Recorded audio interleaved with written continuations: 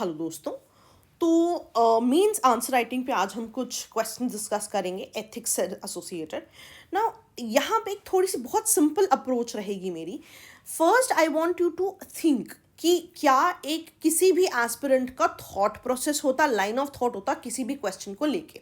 लेकिन line of thought के बाद I want you to understand कि जो ये क्वेश्चंस हैं इनके लिए प्रिपेयर करना बहुत ज़रूरी होता है। तो एक जितने भी हम क्वेश्चंस पढ़ते हैं फॉर मीन्स, बहुत इंपॉर्टेंट है कि हम उनके लिए कंटेंट ढूंढते रहें। So every topic that you read, right, आपका एक नॉर्मल लाइन ऑफ थॉट हो सकता है उस क्वेश्चन को लेके, लेकिन एक बेस्ट अप्रोच क्या होती है टू गेट मैक्सिमम मार्क्स की हर टॉपिक पे आप कंटेंट को इकट्ठा करके एक बेस्ट आंसर बनाएं। ठीक है, अब फॉर एग्जांपल जो पहला क्वेश्चन है आपका कि explain the process of resolving ethical dilemmas in public administration. तो नॉर्मल सवाल क्या कह रहा है कि क्या प्रोसेस है कि किसी भी तरह से हम एथिकल डायलेमास को डील करें। ठीक है, एक नॉर्मल थॉट प्रोसेस क्या होगा कि आप पॉइंट्स लिखने लग जाते हो कि कोड ऑफ कॉन्डक्ट से हमें पता लग सकता है एथिकल डायलेमा कैसे रिजॉल्व करें, we can adhere to the rules and regulations, उससे हमें पता लग सकता है, we should adhere to Indian constitution, उससे हमें पता लग सकता है कि हमारे एथिकल डायलेमा का सोल्यूशन क्या होना चाहिए। That is one aspect which is not wrong. लेकिन the idea of getting maximum marks, the idea of getting rank, right, उसके लिए आपको हर टॉपिक प्रिपेयर करना पड़ता है। अब इसको क्योंकि ये एथिक्स का क्वेश्चन है उसी तरह से डील करना बहुत ज़रूरी है। So we have taken the content from a government document itself, और अब हम देखेंगे कि इस क्वेश्चन को हम बेस्ट कैसे डील कर सकते थे। नाउ सबसे पहले मोस्ट इंपॉर्टेंट इज कि आप एथिकल डायलेमा को एक्सप्लेन करें कि भाई होता क्या है। तो एथिकल डायलेमा क्या है? डायलेमा बेसिकली क्या होता है कि आप श्योर नहीं होते what decision to take. Ethical dilemma भी ऐसा ही है कि आपके पास दो मॉरल डिसीजंस है, अब आपको डिसाइड करना है कि इन दो मॉरल डिसीजंस में से या मॉरल इंपेरेटिव्स में से क्या एक सही डिसीजन होगा या क्या एक सही कोर्स ऑफ एक्शन होगा। ठीक है, now although it only says कि प्रोसेस क्या है डायलेमा को रिजॉल्व करने का, आपको अगर आप बता देंगे कि डायलेमा क्या है, that is even a better answer to right. ठीक है, तो इन सभी पॉइंट्स को नोट कर लीजिए। राइट, 250 शब्दों का ही आंसर लिखना है, 200 या 100 शब्द अगर आप किसी पीसीएस में देखें तो बिल्कुल, अगर आप फैक्ट्स भी लिख देंगे, एग्जाम्पल्स भी लिख देंगे, दैट ऑल्सो हेल्प्स यू। तो डायलेमास आपके 3 कैटेगरीज में आते हैं। पहला होता है personal cost ethical dilemma. Personal cost ethical dilemma क्या होता है कि आपने कोई भी अगर दोनों में से एक सिचुएशन पिक की तो आपको कोई पर्सनल कॉस्ट देनी पड़ जाएगी। फॉर एग्जाम्पल, मान लीजिए कि आपने कोई कॉन्ट्रैक्ट दिया है, आप एक गवर्नमेंट सर्वेंट है, आपने कोई कॉन्ट्रैक्ट दिया है और कॉन्ट्रैक्ट आपने अपने ही घर से किसी को दिया है ना। यू कम टू नो कि उस कॉन्ट्रैक्ट में जो है बहुत ज़्यादा करप्शन हो रहा है। तो अगर आप इस चीज़ को रिपोर्ट करते हो तो ultimately you are actually injuring your personal relationship with your family member. Right, तो अब ये डायलेमा हो गया कि मैं सही का साथ दूं या मैं अपनी जो पर्सनल कॉस्ट है विद फैमिली मेंबर उसे बेयर करूं या मैं अपने पर्सनल रिलेशनशिप्स खराब करूं। सो this is your first sort of ethical dilemma. दूसरा एथिकल डायलेमा क्या होता है जब दोनों ही सिचुएशंस राइट होती हैं, राइट वर्सेस राइट का एथिकल डायलेमा। फॉर एग्जाम्पल, कोई भी अगर आप गवर्नमेंट सर्वेंट है और आपके पास कोई इन्फॉर्मेशन है, आपको लगता है कि ये इन्फॉर्मेशन आम आदमी को पता होनी चाहिए because as a government servant आप तो अकाउंटेबल है सिटीजन्स को। लेकिन ये भी उतना ही इंपॉर्टेंट है कि हो सकता है कि कुछ ऐसी चीज़ें हैं जो नेशनल सिक्योरिटी के लिए इंपॉर्टेंट हैं, जिसके लिए आपने ओथ ऑफ सीक्रेसी ले रखी है। तो अब आप क्या करेंगे? आप सही चीज़ को, यानी कि आप सिटीजन्स को बताएंगे या आप अपनी सीक्रेसी का पालन करेंगे। फॉर एग्जाम्पल, कितने सारे डिफेंस सीक्रेट्स होते हैं ना। अब टेक्निकली आप ये भी कह सकते हैं कि डिफेंस की जितनी चीज़ें हैं उसमें टैक्स पेयर्स का भी बहुत ज़्यादा इन्वॉल्वमेंट है, तो टैक्स पेयर्स को भी पता होना चाहिए एज अ सिटीजन। लेकिन ये भी बहुत ज़्यादा इंपॉर्टेंट है कि डिफेंस जो है आपकी नेशनल सिक्योरिटी के लिए कितना इंपॉर्टेंट है, तो इसलिए जो है शायद उनको कॉन्फिडेंशियल रखना ज़रूरी है। तो आप देख रहे हो क्या सही है क्या गलत है, सेपरेट इशू। आपको थियोरेटिकली अकेडमिकली आंसर लिखना है। अकेडमिकली शब्द बहुत ही ज़्यादा इंपॉर्टेंट है। अकेडमिकली आप आंसर लिखेंगे कि इस तरह का एक डायलेमा हो सकता है और आप उसका एग्जाम्पल लिख दें। ठीक है जी। तीसरा डायलेमा क्या होता है? कंजॉइंट एथिकल डायलेमा, जो कि इन दोनों का कंबाइंड एग्जाम्पल होगा। ठीक है, कि अब जो है सिविल सर्वेंट को ये दोनों सिचुएशंस मिला के डायलेमा है, अब वो क्या करे। ठीक है, तो अगर आप तीनों पॉइंट्स की हेडिंग्स और एक एक एग्जाम्पल भी लिख देंगे, that should also be enough. Now एक और जो यहाँ पे क्वेश्चन आता है एस्पिरेंट्स का, मैम 3 पॉइंट्स लिखे हैं, क्या तीनों के साथ एग्जाम्पल्स लिखने हैं? इट्स ओके, आपने 3 हेडिंग्स लिख दी, 2 के साथ भी अगर आप एग्जाम्पल्स लिख देंगे दैट शुड सफाइस। ठीक है जी। चलिए नेक्स्ट आते हैं, how to resolve ethical dilemma. तो सरकारी डॉक्यूमेंट्स कहते हैं कि ALIR मॉडल जो है आप फॉलो करेंगे। अब ALIR मॉडल क्या होता है?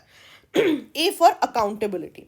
तो कुछ ऐसा मॉडल बनाया जाए, राइट, कि डेमोक्रेटिक अकाउंटेबिलिटी ऑफ एडमिनिस्ट्रेशन। आप देखते हैं कि एडमिनिस्ट्रेशन इवेंचुअली जो है अकाउंटेबल होती है to the house of representatives. आप देखते हैं कितने सारे कमीशंस की जो रिपोर्ट्स हैं कि उस कमीशन ने क्या किया, वो इवेंचुअली पार्लियामेंट में जाती है। तो इससे कोशिश क्या की जा रही है कि जितनी भी एडमिनिस्ट्रेशन है उसको पार्लियामेंट को, यानी कि जो आपकी लोकसभा है, उसको अकाउंटेबल बनाया जाए। फॉर एग्जाम्पल आपने पॉलिटी में पढ़ा होगा, राइट, NCBC बनाया अभी अमेंडमेंट से, तो NCBC जो है कॉन्स्टिट्यूशनल बॉडी बन गया। उसमें क्या होगा कि हर साल जो है उनकी रिपोर्ट जो है प्रेसिडेंट के पास जाएगी, एनुअल रिपोर्ट, और प्रेसिडेंट उस रिपोर्ट को जो है पार्लियामेंट में देंगे। इसका मतलब है कि NCBC में सर्वेंट डेमोक्रेटिक जो भी लेट्स से सिविल सर्वेंट्स, उन्होंने जो भी काम किया, जो भी इश्यूज रिजॉल्व किए, वो सारे इश्यूज अल्टीमेटली कहाँ टेबल होंगे? पार्लियामेंट में, इन दी लोकसभा। तो आप देख रहे हो कि एथिकल डायलेमा को कैसे रिजॉल्व किया जाए? बाय मेकिंग सच मैकेनिज्म्स कि जो सिविल सर्वेंट है उसको अकाउंटेबल किया जाए टू द एडमिनिस्ट्रेशन, यानी कि to the house of representatives. So A for is accountability. ठीक है जी। अब होता क्या है, हो सकता है ये चीज़ें आपको ऑलरेडी भी पता है, लेकिन how do you get extra marks? जब आप उसको किसी गवर्नमेंट डॉक्यूमेंट के इस मॉडल से आंसर कर देते हो। एथिक्स में it's all about how you present your answer. Second, the rule of law and principle of legality, कि आप जो है एथिकल डायलेमा के लिए इस पे कोशिश करें कि जो भी लॉज एस्टैब्लिश्ड हैं, राइट, चाहे बाय लेजिस्लेचर एस्टैब्लिश्ड हो या बाय एग्जीक्यूटिव अथॉरिटीज एस्टैब्लिश्ड हो, आप उनके हिसाब से काम करें, आप लीगली चीज़ों को देखें। For example upholding Indian constitution. तो आप देख रहे हो सेम चीज़ आपको फर्स्ट इंस्टेंस में भी पता थी जब आपने लाइन ऑफ थॉट अपना शुरू किया, लेकिन you just put it in a better way so that you get that top rank. तीसरा, प्रोफेशनल इंटीग्रिटी। बहुत ही इंपॉर्टेंट है कि आपका इंटरनल सेल्फ क्या कहता है डिलेमा के लिए, उसको आप बात करें। मान लीजिए ऑनेस्टी, इंटीग्रिटी, जो आपकी पर्सनल वैल्यूज हैं, राइट, उनको अगर आप यूज करें, right, that will help you to resolve a dilemma. तो अब आप अगर आप यहाँ पे नॉर्मली लिख देते इंडियन कॉन्स्टिट्यूशन को फॉलो किया जाए, वैल्यू सिस्टम को फॉलो किया जाए, that would have been correct, but now you have put it as a model over here, so this is what will fetch you extra marks. चौथा, right, कि responsiveness to the civil society, कि जब भी आप accountability की बात करें, जब भी आप बात करें कि आपको डायलेमा सही है या नहीं, तो आप सिविल सोसाइटी के बारे में सोचें कि उनकी नीड्स क्या है, क्या आपके डायलेमा से उनको और एक्सेस टू सर्विसेज मिल रहा है या नहीं, राइट। और क्योंकि उनका फीडबैक और वैल्यूएशन बहुत ज़्यादा इंपॉर्टेंट होता है, इसलिए कोशिश यही की जाए कि सिटीजन्स को भी ध्यान में रखा जाए वाइल डिसाइडिंग कि किस तरह का डायलेमा आपको रिजॉल्व करना है। So that is what is your ALIR model, right. Accountability to the legislature, legality को फॉलो किया जाए, राइट, अपनी जो इंटरनल वैल्यूज हैं उन पे काम किया जाए, उनके हिसाब से डायलेमा रिजॉल्व किया जाए, एंड आप जो भी डिसीजन लें वो रिस्पॉन्सिव हो टू दी सिटीजन्स, राइट। तो अगली बार से कभी भी आपको डायलेमास पे क्वेश्चन आता है, आपका सिंपल स्ट्रक्चर होना चाहिए। आप डिफाइन करेंगे डायलेमा क्या है, आप टाइप्स ऑफ डायलेमास की बात करेंगे, फिर आप बोलेंगे मैकेनिज्म क्या है। भाई मैकेनिज्म है आपका ALIR model, right, and then will talk about the conclusion. तो कंक्लूजन क्या है यहाँ पे कि बेसिकली जो ALIR मॉडल है वो एक तो बताता है कि कौन सी चीज़ें इंपॉर्टेंट है फॉर रिजॉल्विंग डायलेमास, प्लस एक कंटिन्यूटी बताता है कि किस तरह से आप इन चीज़ों को यूज करके मोरालिटी और एथिक्स को भी पब्लिक एडमिनिस्ट्रेशन में इन्वॉल्व कर सकते हैं। ठीक है जी, याद रहेगा, सिंपल था, बहुत ही सिंपल चीजें हैं दोस्तों, बस आपने प्रिपेयर करना है for 250 marks. So make sure you know the headings, make sure you know the relevant examples. ठीक है जी, याद रहेगा। You can always download these PDFs, ठीक है, आप कॉन्सेप्ट समझ लीजिए, PDF आपको हमारी वेबसाइट से मिल जाएगी। नेक्स्ट क्वेश्चन पे आते हैं। नेक्स्ट क्वेश्चन है, आपको वैल्यूज और स्किल्स की रिलेटिव इंपॉर्टेंस बतानी है with respect to each other. अब ध्यान देना, क्वेश्चन ये नहीं कहता है कि वैल्यूज और स्किल्स की जनरल इंपॉर्टेंस बताओ, नहीं, क्वेश्चन बोलता है वैल्यूज और स्किल्स की एक दूसरे से with relative to each other क्या इंपॉर्टेंस है, यानी कि हमें दोनों को एक साथ कंपेयर करना पड़ेगा। अब यहाँ पे जो लाइन ऑफ थॉट हमें क्या आता है, हम वैल्यूज को अलग एक्सप्लेन कर देते हैं, हम स्किल्स को अलग एक्सप्लेन कर देते हैं, that is something which is not to be done, right. तो इसको समझते हैं कि हो क्या रहा है। वैल्यूज बेसिकली क्या, आपके बेसिक बिलीव्स हैं, है ना, जो कि आप हमेशा से करते आ रहे हैं। आपका वैल्यू सिस्टम हो सकता है, आप ऑनेस्ट हो सकते हो, आप टीम वर्क में बिलीव कर सकते हो, any sort of values that you possess. Skills क्या होते हैं? Skills is a different thing. Skills जो हैं ऐसी टेक्निक्स हैं जिससे कि आप कोई काम करते हो, कि आपका कोई स्किल सेट कैसा है, राइट। और ध्यान रखना, स्किल्स की एक बहुत इंपॉर्टेंट चीज़ क्या है, ये विद टाइम एक्वायर किए जाते हैं, अपग्रेड किए जाते हैं। लेकिन वैल्यू सिस्टम क्या है, ये बचपन से आपकी बनी हुई है। अब यहाँ पे एक चीज़ याद रखना, जो चीज़ हम यहाँ भूल जाते हैं, क्या वैल्यूज़ बदली जा सकती हैं? अब ध्यान रखना, क्योंकि वैल्यूज़ हमारी बचपन से ऐसी होती हैं, हम आंसर्स में लिख देते हैं no value systems can not be changed. लेकिन यहाँ पे as a civil servant aspirant आपको क्या लिखना चाहिए, वैल्यू सिस्टम ऑल्दो बदली नहीं जा सकती हैं, लेकिन वैल्यू सिस्टम जो है कुछ हद तक मॉडिफाई की जा सकती है। कैसे? सबसे पहली चीज ट्रेनिंग से। आप देखते हो कांस्टेंट ट्रेनिंग होती रहती है सिविल सर्वेंट्स की। क्यों? Because they want to modify the things that you have been working on. दूसरा, कई बार जो इसमें एक इंपॉर्टेंट चीज है, जो आपके पर्सनल एक्सीडेंट्स होते हैं या जो आपके साथ लाइफ में जो इंसिडेंट्स होते हैं, वो भी कभी कभी आपके वैल्यू सिस्टम को कुछ हद तक बदल देते हैं। ठीक है जी। तो ये चीज आपने याद रखनी है, that people tend to miss. Yes, they can not be changed, values हमेशा बेसिक से चेंज नहीं की जा सकती, बट कुछ हद तक मॉडिफाई की जा सकती है वाया ट्रेनिंग एंड इंसिडेंट्स। और स्किल तो ऑब्वियसली हमेशा एक्वायर या अपग्रेड ही किए जाते हैं। ठीक है जी, याद रहेगा। चलिए अब इसका ना रिलेशनशिप देखते हैं। कंटेंट पे हम बाद में जाएंगे, पहले आप ग्राफ समझ लो हो क्या रहा है। तो आपके ग्राफ को हमने 4 क्वाड्रेंट्स में डिवाइड किया। पहले में आप देखोगे वैल्यू भी लो है, स्किल भी लो है। एक और सिनारियो क्या हो सकता है, स्किल हो सकता है लो हो पर वैल्यू हाई हो। एक और कंडीशन क्या हो सकती है, वैल्यू हाई है स्किल हाई है। एक और कंडीशन क्या हो सकती है, वैल्यू लो हो स्किल हाई। तो बेसिकली इसकी हमने कंपोनेंट्स बना दी कि क्या क्या पॉसिबिलिटीज है। ठीक है, कि इस तरह का कुछ रिलेशनशिप हो सकता है। नाउ ये जो ग्राफ्स हैं ये आप याद कर लीजिए, या आप बाकी किसी क्वेश्चन में भी इस तरह से यूज कर सकते हैं। अब देखो पहले क्वाड्रेंट में कौन से लोग होंगे जिनकी वैल्यू सिस्टम भी लो है, स्किल भी लो है।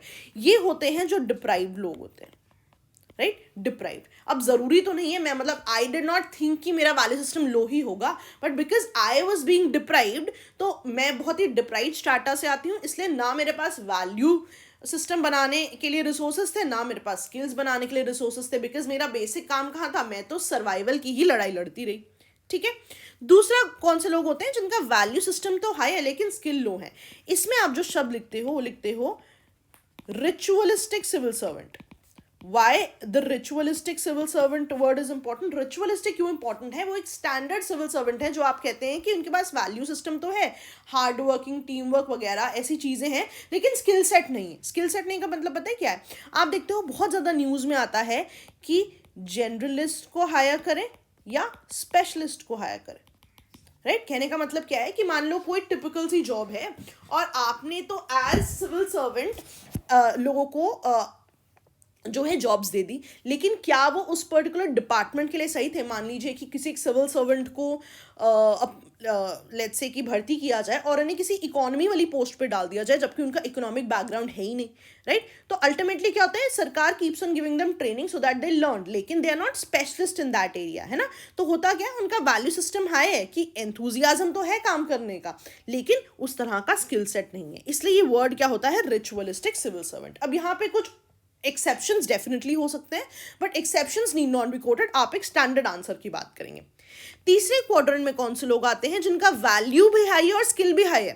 फॉर एग्जाम्पल यहाँ पे हम अब्दुल कलाम जी का नाम दे सकते हैं, missile man of India. Value system तो हाई था, काम करने की शिद्दत, team work, hard work, honesty, सब कुछ था, लेकिन स्किल सेट भी उतना ही हाई था, राइट। और चौथा कौन सा क्वाड्रेंट होता है, वैल्यू सिस्टम लो है बट स्किल हाई है। फॉर एग्जाम्पल जो टेररिस्ट होते हैं, एक्सट्रीमिस्ट होते हैं, right, they some of them are really very intelligent, very educated, Ivy League colleges से पढ़े होते हैं, राइट। स्किल सेट बहुत हाई होता है लेकिन वैल्यू सिस्टम लो है because they have been brainwashed by certain extremist groups. तो आप देख रहे हो 4 तरह की सिचुएशंस बन सकती हैं बिटवीन वैल्यूज एंड स्किल्स।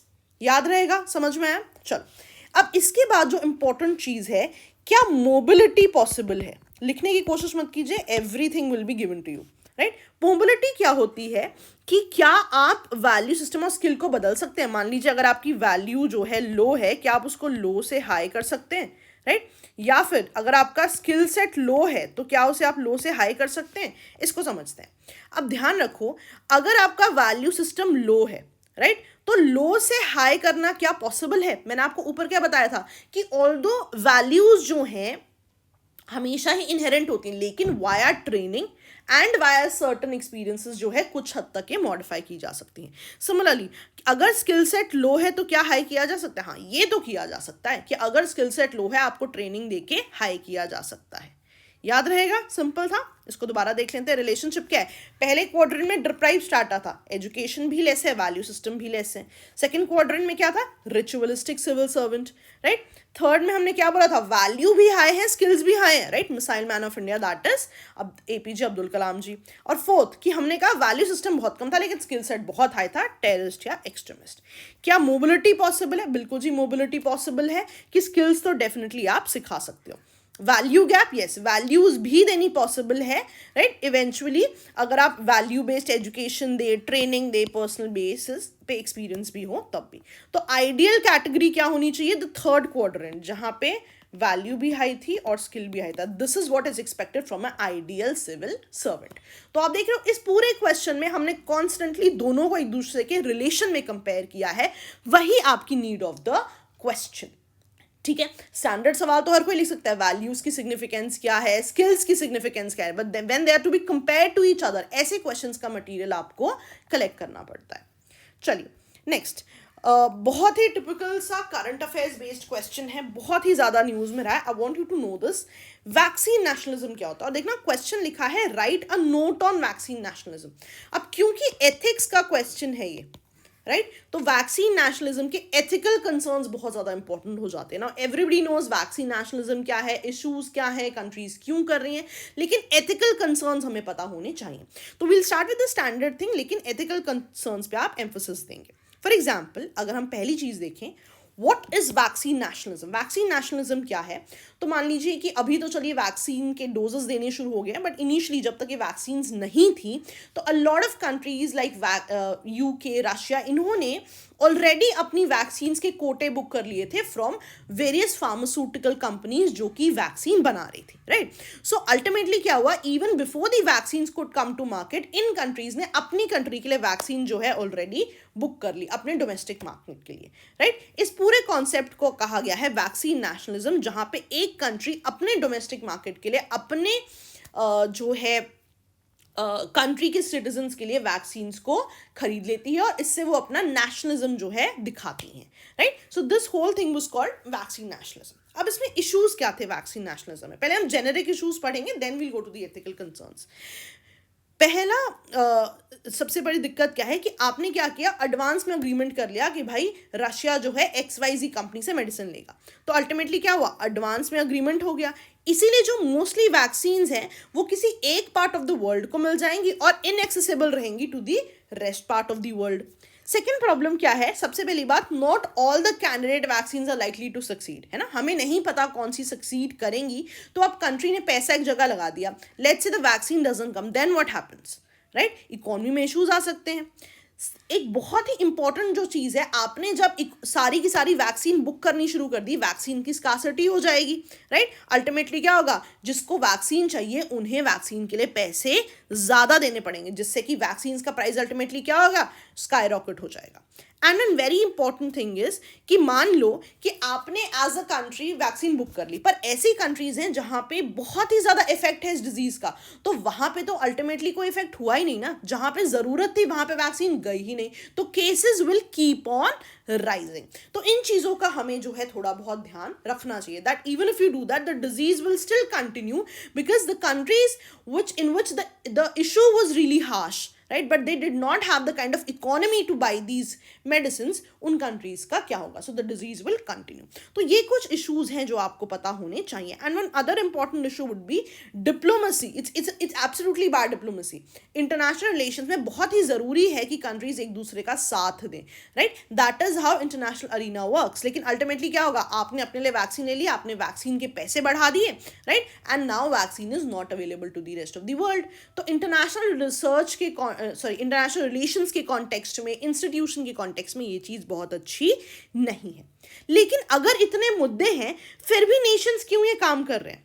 इसका रीज़न क्या है? पहला रीज़न क्या है कि ऑब्वियसली जो नेशंस हैं उन्हें पूरा हक है अपने जो भी कंट्री के लोग हैं उनकी सेफ्टी और हेल्थ के बारे में कंसर्न होने का, राइट?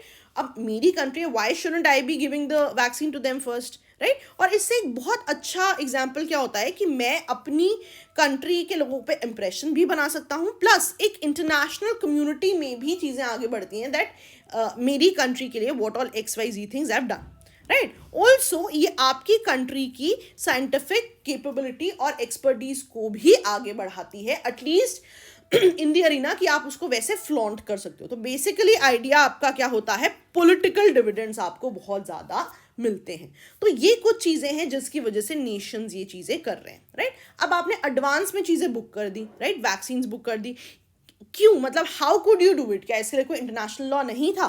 तो नहीं, अगर आप प्री परचेज अग्रीमेंट्स की बात कर रहे हो, उनके लिए कोई भी प्रोविजंस नहीं है इंटरनेशनल लॉज में, राइट? तो ये तो आपने जेनेरिक सी चीजें पढ़ ली। इंपॉर्टेंट चीज क्या है, एसोसिएटेड एथिक्स कौन से हैं, कौन सी एथिकल चीजों का ख्याल रखा जाना चाहिए था ना। कभी भी आप वैक्सीन नेशनलिज्म की बात करो, कितना रेलेवेंट है, क्या ये सही है या नहीं है, इस पे कुछ एथिक्स की बातें हैं जो आप याद रखोगे।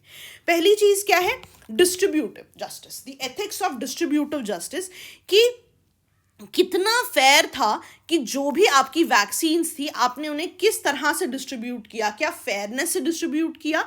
इस चीज़ पे हमेशा ही क्वेश्चन है कि क्या किसी भी कंट्री का अपने लिए, राइट, वैक्सीन्स को रखना और फेयर एलोकेशन ना करना। टेक्निकली आप ये भी तो सोच सकते हो कि शायद वो कंट्रीज जहाँ पे मुद्दे ज़्यादा थे वहाँ पे दे दिया जाना चाहिए, आपकी बात भी सही है, लेकिन कंट्रीज भी अपने आप में सही है कि वो पहले अपने सिटीजन्स के बारे में क्यों ना सोचे, राइट? तो एथिकल कंसर्न क्या है यहाँ पे, डिस्ट्रीब्यूटिव जस्टिस का, कि क्या आपने फेयरली चीज़ को डिवाइड किया या नहीं किया।